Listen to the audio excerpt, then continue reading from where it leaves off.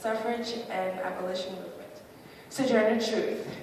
Sojourner Truth is an African-American abolitionist and women's rights activist. Born into slavery in Squantokill, Ulster County, New York, she escaped with infant daughter to freedom in 1826. She later went to court to recover her son and became the first woman to win such a case against the white man.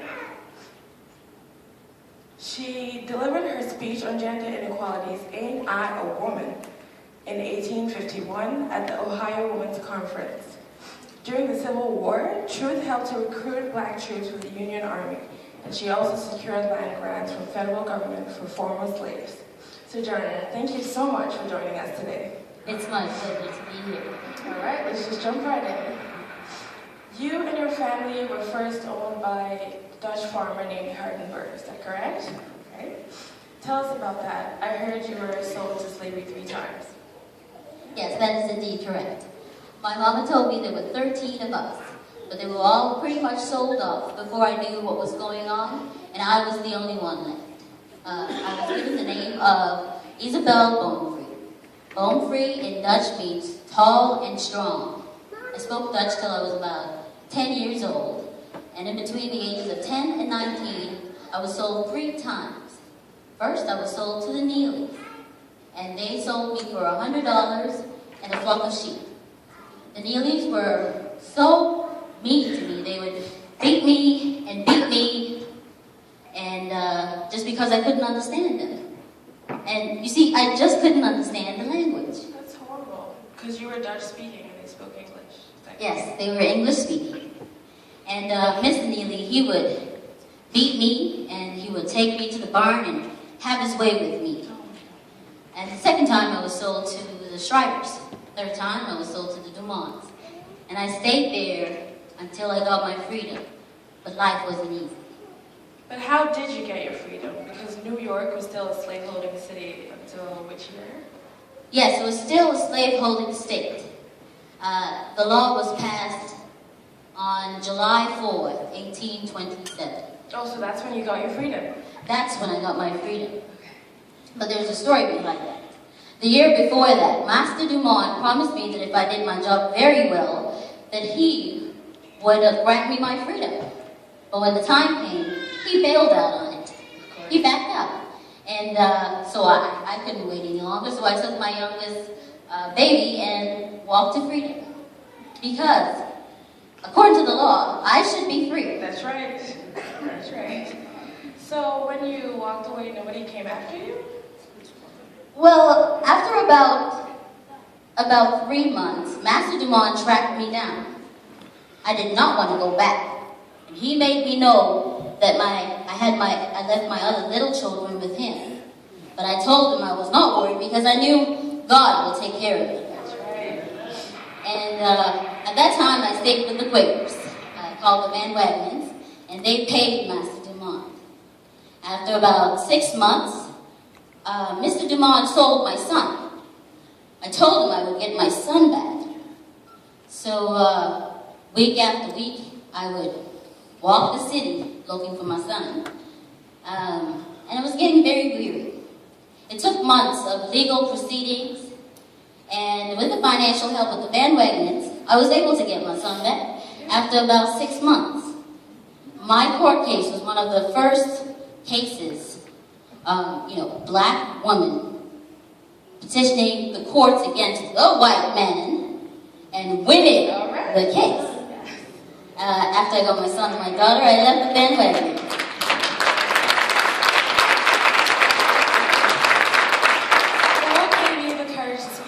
Because I mean, this was a time when African American women couldn't speak speak out. Black women couldn't speak out. Former slaves couldn't speak out. What gave you the courage? God gave me the courage. God gave me freedom. As I was a little girl, all this was in me. And so as I got older, I thought it was my place to stand up and speak up for women's rights and speak up against slavery and to talk about the ills of sin.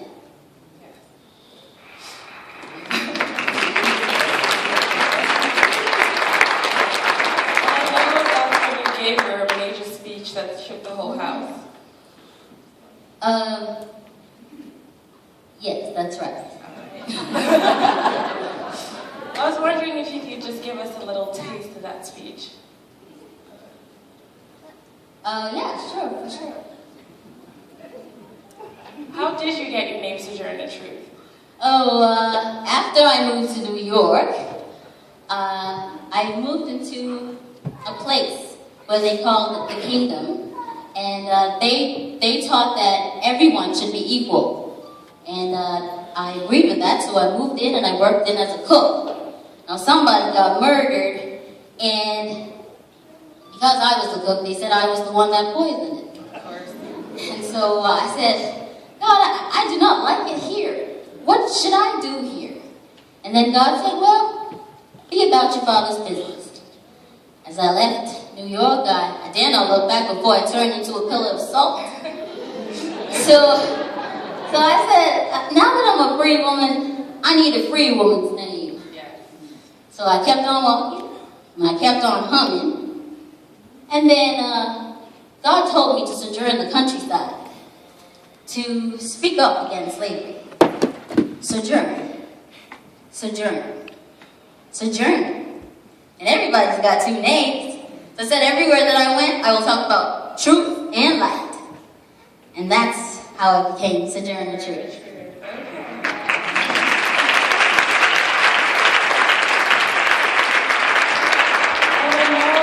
made a major speech at the Women's Rights Convention, is that right? Yes, I did. Is it possible to reenact that speech somehow? Give us a little taste? Okay. So, the place was a little crowded. I tried to make my way in. And I see the men folks sitting around and talking about women don't need to have rights and women are not smarter than men. So I was wondering why the women were not saying anything and why these men were talking like that. So I thought I would say just a few words.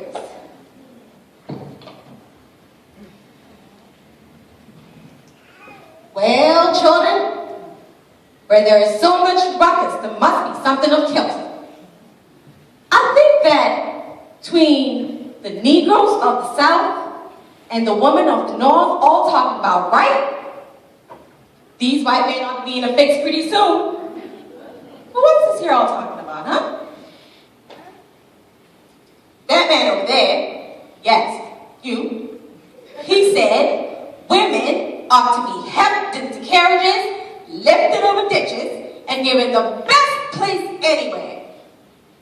Nobody ever helped me in carriages. All over mud puddles. All giving me any best place, and they not a woman? Look at me. Look at my arms. I have plowed and planted and gathered into barns, and no man could help me. And ain't I a woman? Yeah. I have born 13 children, all of whom I seen sold into slavery. And when I cried out with my mother's free number, Jesus could hear me. And ain't I a woman? They talk about this thing in the head. What's that they call it? Intellect. Intellect. That's right, honey. What's that got to do with the Negro's right or the woman's right?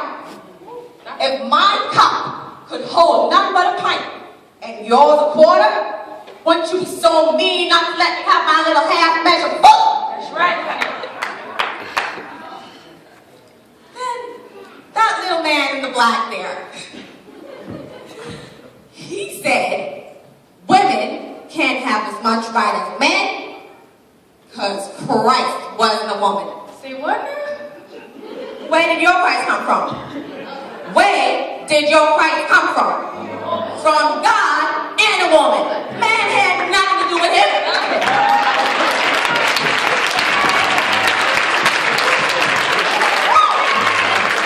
If the first woman God ever created could turn the world upside down all alone, these women ought together be able to turn the right side up again. Now that they is asking to do it, you may better let them. Obliged to you for hearing me today. Now old Sojourner ain't got nothing more to say.